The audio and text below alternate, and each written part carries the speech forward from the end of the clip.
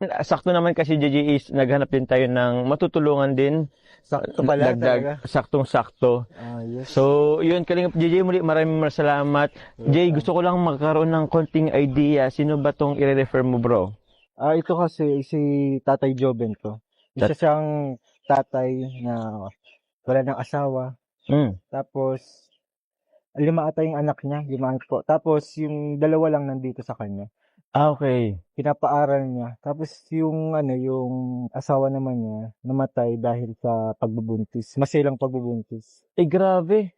So, yun yung namatay na. Kaya, ulila sa ina yung anak niya. Okay. So, wala silang kinilalang ina yung mga anak niya? Oo. Yung iba? Yung iba. Kasi grabe. Yung during COVID days yun. Uy, very recent lang. Oo, recent lang to 2020. 2020.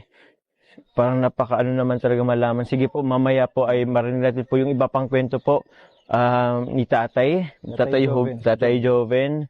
Pero yun po, sa mga hindi po pala nakasubscribe po sa ating YouTube channel. Yes, subscribe po kayo mga Kalingap. Subscribe na po mga Kalingap. Siyempre po, don't forget po also to subscribe po ang ama ng Kalingap na si Kuya Val Santos Matubang, Ate The Vlog, Kalingap Rab, at ang kanyang second channel po na Rab Matubang Vlog.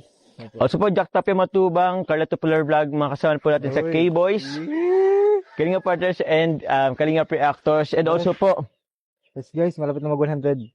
uy! 300 na lang. 300 subscribers na lang.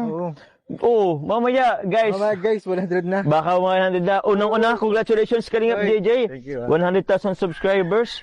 Bilis. Ang bilis. Isang taon. Pero siyempre guys, meron rin po tayong kasawan dito. Pero siyempre, pinaka-pogi. Ang pinaka-pogi. Si Ryan. Si Ryan. Siyempre kay Ryan tayo. Pogi leading man. For leading man. Kasama niya po si Kalingap Dan. Yan po ang mag-partner lagi po sa mga in crime. Po. Isa scout. So yun po, maraming salamat kay Ryan at kay Kalingap Dan na sinaman tayo. And kay JJ. Jay? Okay lang. Okay lang. Tayo yun naman mga Kalingap, kahit malayo Walang pinipiling lugar. Wala pinipiling lugar. Hanggat kaya pa. Hanggat kaya. So yun po, tara po. Punta na po natin ngayon si Tatay Joven. Tatay Joven. Makakilala po natin sila. Yes. Tara po mga Kalingap.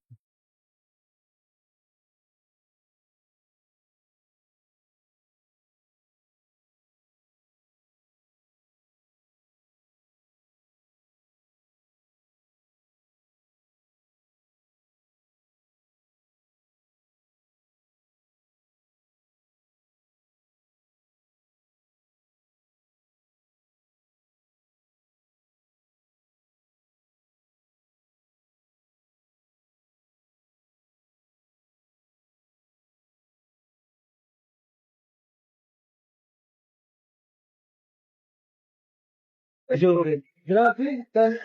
Alam mo, sakto, tatay. Tay, hello po.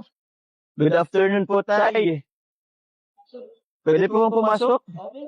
Tatay Joven. Tatay Joven, ako po si Kalingap Jomar. Kasama ko po si... Baba mo na ba pumunta? Kasama ko po si Kalingap JJ. Po, tawag niyan. I-refer po kayo sa akin ni JJ po. Para matulungan. Una tayo, gusto ko kumustahin po. Kumusta po kayo tayo, Joven po? Okay lang po. Nakakaraos din. Nakakaraos din po. Ito po yung nyo. Bahay po. Dati, iba, maliit pa dyan, tapos yung magbinagin yan, napaano ko. Tapos kulang pa din, pwesto. Okay. Kawayan dati. Kawayan dito no, kasi kawayan talaga dati. Kawayan ito dati. Yan, ganyan no, kuya.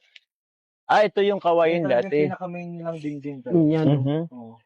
Tapos, nung naano mo, Jay, ano na yung nadagdag sa kanila? Tapos, ito siminto. Ay, dati man na to, nung sa baba pa. Opo. Dito ulit tinayo. Kagayan bubong. Maganda. Matagal na kayo tayo dito po? Matagal na. Nasunog yung bahay ko ay, nung sa diet. Bago namatay pala yung asawa ko. Nasunog. Nasunog po, saan po kayo sa daet ay? Sa kay Hernandez. Opo. Nagtrabaho. Bakit po nasunog tayo? Yun po talaga, yun doon talaga kayo nakatira po. Ay, dito